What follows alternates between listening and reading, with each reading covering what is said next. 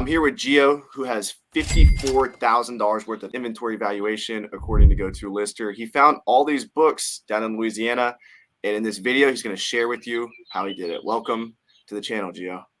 Thank you. Thank you, Avery. Glad to be here. Yeah, so tell us a little bit about how you got started and how you got to the point where your total inventory valuation, which means the inventory you have, is valued at $54,000. I think we said it was 28,000 profit-ish. Do you remember what the profit number was? Oh, shoot. I think you're right.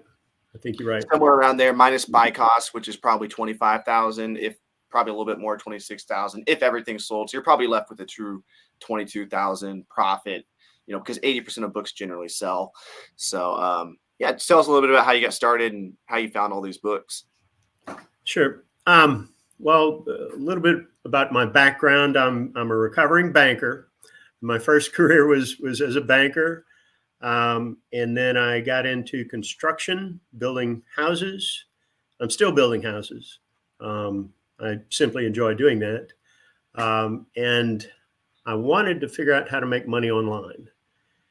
And so I was introduced to private label,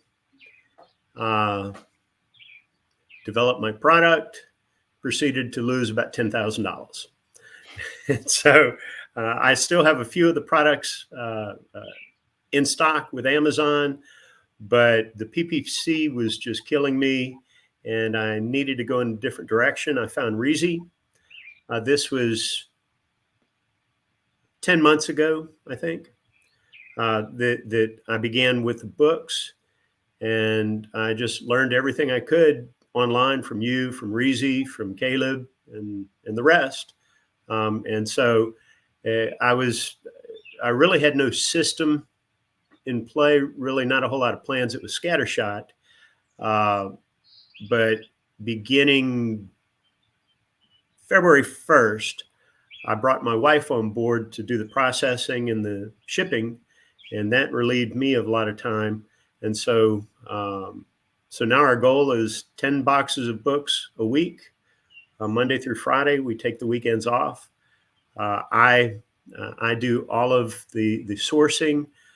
99% of it, 95% of it is just thrifting. I do have one library sale that I go to, and I've been to one estate sale. But other than that, it's simply going to the thrift stores within about an hour of me. Mm-hmm. And do you typically you don't hit libraries down there? We do. I just that's the next area I'm going to go to. Our local library, thankfully, there are no other scanners there. Well, I found one scanner a month or so back, but I will start hitting some other libraries. I just haven't gotten around to it yet. I've found that the South generally has less opportunity in the libraries compared to the Northeast in terms of like books for sale, but they're definitely here. Like I hit libraries all the time here in Nashville, but I've found that I strike out more often in the South, where I'll go to like a library and it's like, oh, we don't have books for sale, which that would never happen in the Northeast. When I was traveling up there, it was every single library had a section or a bookstore, so. Sure. And yes, and I'm sure I'm going to run into that. I was thinking about getting a VA simply to cold call all the libraries within 2 hours of me. Yeah. Asking for the contact for the friends of the library, having them get in touch with them and really find out what's out there, because I think the libraries to me are low-hanging fruit. It certainly beats driving all over the place, thrift store to thrift store. And I've even considered maybe a little bit of bulk. I bought 5,000 or 6,000 books out of a thrift store in Hattiesburg, Mississippi. And that was interesting. It almost killed me. Bulk is a lot of work if you're doing it all by yourself. Oh yeah, it is. But so I stopped that. But I have another deal in Mississippi that I'm looking at right now. They want me to take all of the books, and so we'll see. Right now, I'm just kind of drifting a little bit. As long as I can get my 10 boxes out, I'm doing fine. And we plan on increasing it maybe to 15 boxes if we can handle it. Mm-hmm. Nice. Yeah, that's amazing. Do you know roughly on like 10 boxes, are you listing all of them on GoToLister at one time period? Well, we haven't really transferred from AccelerList to GoToLister yet. Hmm. Yeah, I just taught my wife how to do AccelerList, and then a month later, I joined GoToLister, and so we need to transfer over to GoToLister. But we're doing single boxes. We're not doing Gotcha. batch Yeah. I shipments. bet you're getting splits like crazy, right? Well, I'm paying not to get the splits, and knock on wood, we've been Yeah. fortunate the last month since the splits went crazy, and so I am paying for it. I know that, but I'm not paying in time to have to try to correct all this. Yeah. So, real quick, we had Eric on the other day. I don't know if you saw that or not, but Yes, in fact, I did. yeah. So he's got a really good flow. I'm gonna show you kind of what he does, and this is important for anyone watching too, like how to deal with split shipments. So this is what Eric does. I think he's doing similar volume to you. So he goes out, he finds all the books, and can you see my screen? Yes. And what he'll do is he'll list them Thursday, Friday, and he'll preview the shipments. So you're doing the one box method. So if you list a box of books, you preview the shipments, which will take you to this page right here. And you can see if there's any splits or not. And you can see there's 2 splits here. So if he gets no splits, he'll accept it. And as the week goes on, he'll list more and more books. So he'll go from listing 50 books to 150. And by the end of the week, he's probably up to close to 300. And if at any point in time he gets favorable splits, then he goes ahead and accepts them. But usually he waits till the end of the week, really beefs up these shipments to the point where each shipment has, like, let's just say 25 to 30 units, enough to fill up a whole box. And then he accepts a shipment. And then GoToLister has a really nice flow where you can just scan the book and it tells you what warehouse. So it tells you what warehouse it's going to. So you scan the book after you list them and you just put it in whatever warehouse it's going to. So you can quickly just not even have to think about splits, just scan, put it in the box it tells you to. And if you fill up a box for one warehouse, you can add a box within GoToLister, and it makes it pretty simple to use. But Well, and so let's say you get to the 25 uh, books in a box. Can you accept that one box and then keep filling the other boxes? what do you mean accept that one box? Do you mean like a split shipment or? Well, yes. You've got 3 boxes going Yep. to 3 different FCs. Yep. When one gets to, say, I like to keep it under 35 pounds. When one gets to 35 pounds or 25 books, whatever, at that point, can you finish that box? You can finish it, but you can't print labels for it until you're done with all the other boxes. So you must fill up all 3 warehouse splits. And then what you'll do is click on accept or send box contents. It'll load within GoToLister, and then it'll actually allow you to enter all the box weights for all the boxes you entered. So let's just say you have 3 splits, but you have 4 boxes because one warehouse had enough books for 2 boxes of books. You know what I mean? Right. So you can have 4 boxes on the final page, enter the weights and dimensions, and then you'll click on accept shipment, and it will print the labels within GoToLister. You don't even have to go to Seller Central anymore at all. It'll do everything within GoToLister, print the labels there, and stick them on the box. You Okay. pay for shipping and everything within GoToLister. Well, I like that. I don't like the tap dance that you have to do in Seller Central. Yeah. Space, click, space, click. Yeah. I just don't have the rhythm for that. Yeah. but that's still, my question is, when you get to the 30-pound box, you said you close it out.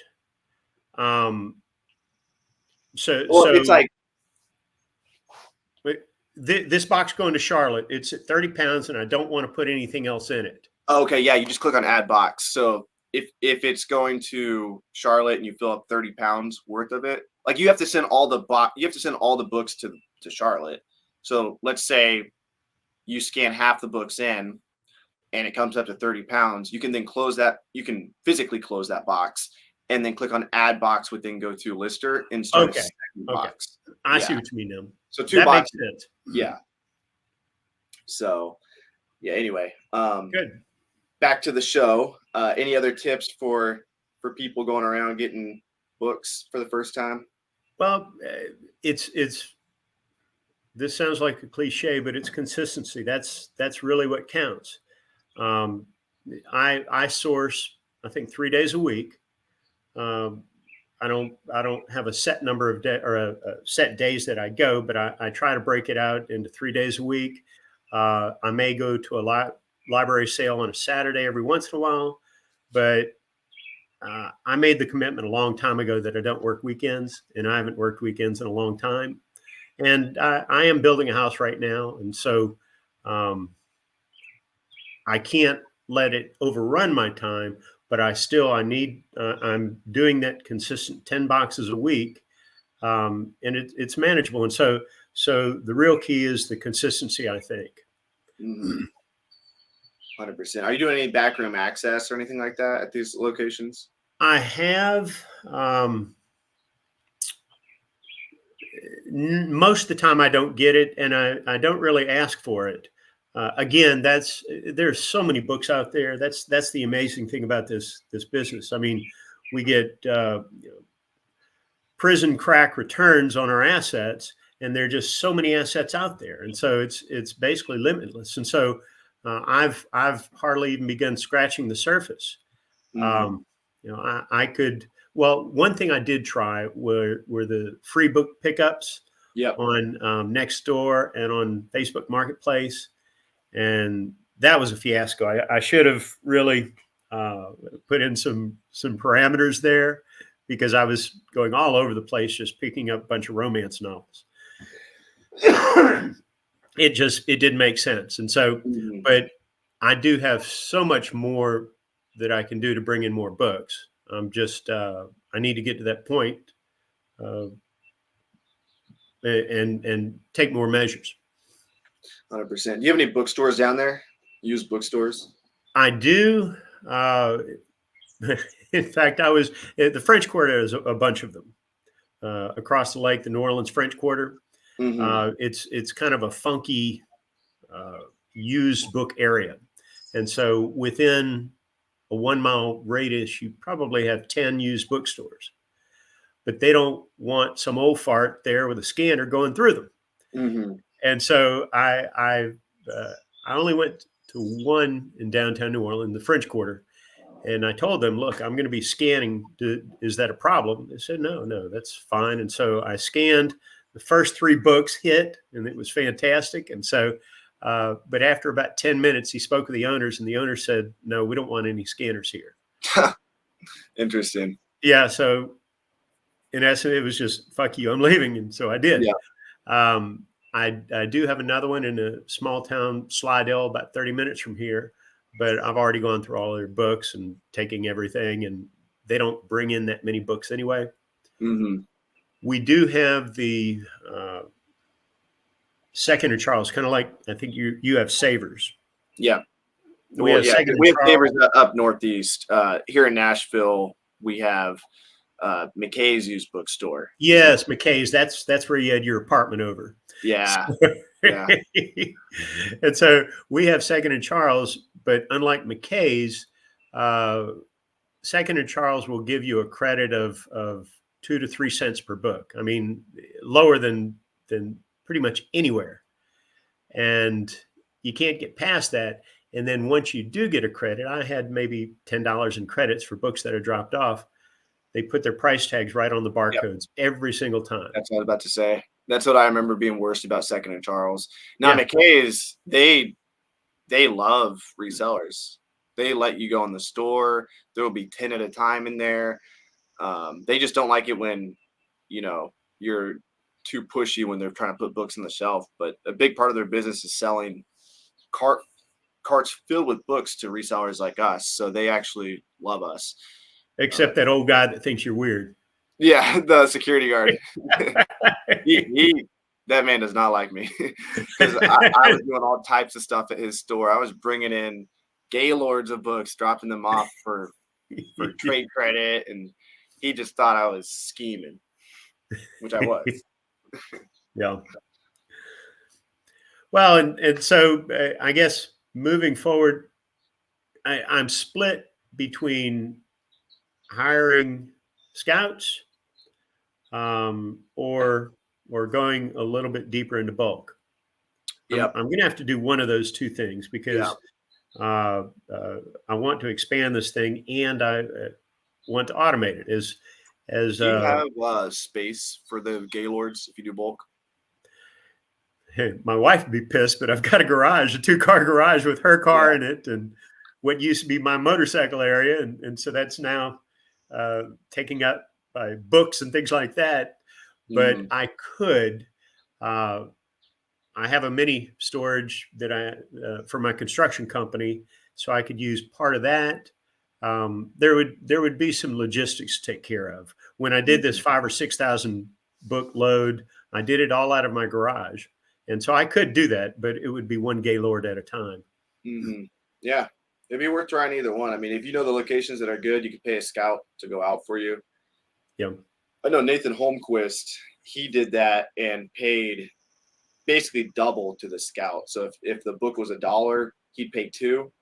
Sure. And I think he sourced 40,000 books in a year down in Florida, just paying his scout $1 per book. So I remember watching his videos about that, and he was following Brian Young's model. Okay. Oh, nice. Yeah. And is that guy on YouTube? I can't find him anywhere. Can you see it? Yeah. I can't find him and I mean, this is a $45 book. What's the name of that book? Book Flipping. It's called Book Flipping: 10 Steps to Setting Up and Fully Automating a Used Book Selling Business on Amazon by Brian Young. And Brian Young.